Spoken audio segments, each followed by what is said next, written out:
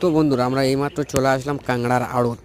এটা হলো কাকমারি সাইড, একবারে জঙ্গল সাইড, একবারে লোকাল সাইড। তার লোকাল সাইড জঙ্গলের পাশে কাংড়ার আড়তগুলো আছে। এখানে ছোট ছোট নৌকা যারা কাংড়া ধরে তারা এই আড়তে কাংড়াগুলো বিক্রি করে। এই আড়ত থেকে কাংড়া কিন্তু বিদেশে যায়, দেশ বিদেশে নানান জায়গায় যায় এই কাংড়াগুলো। তো আমরা দেখাবো এখন ঢুকে এখানে যে কাংড়া কীভাবে বাছাই করা হচ্ছে। দেখুন, তার ভিতরে এই মেয়ে মালটা বিক্রি হচ্ছে আলাদা আলাদা ডিম কিনতে পার। এর ভিতরে এই মালটা বিক্রি হচ্ছে তোমার আলাদা টাকা। 8 রকম ভাগ আছে, তারপরে এভারেজ করে মাল কিনতে হয় আমাদের।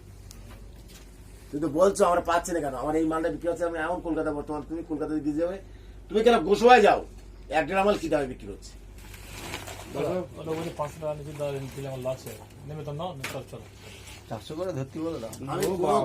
আমি তোমার তোমার দামই বেশি বলিনি।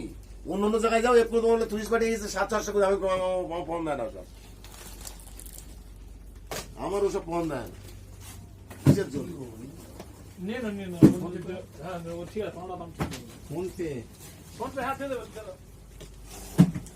ভালো দেখে দাও তাহলে।